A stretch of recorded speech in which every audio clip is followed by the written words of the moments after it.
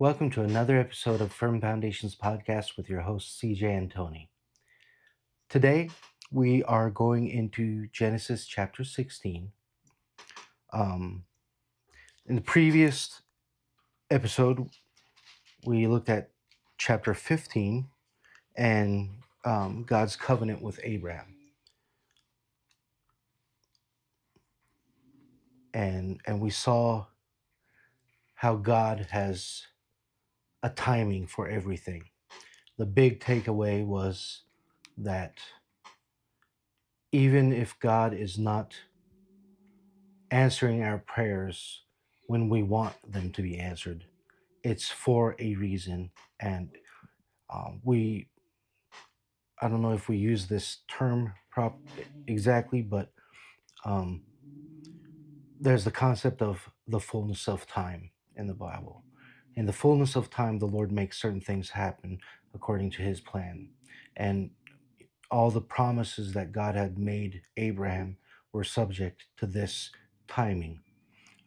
His biggest concern in life at this point, as a man who has literally everything he ever wanted, the one thing that he was missing was a son, an heir, a child.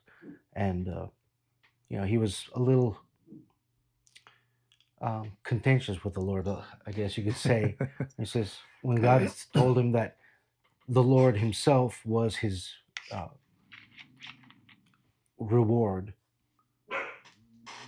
I'm sorry, my dog out there is getting a little anxious with the neighbors. Um, but, when the Lord promised him that he was going to be his great reward, Abraham said, "What you going to give me? Like, why do I care? Because everything you give me is going to be left to my servant, born in my house, but servant nonetheless. It's not my son, not my own flesh and bones. Why do I care?" And then the Lord reveals to him, unlike many of us who never get the full picture as to why God does certain things at certain times and makes us wait for it.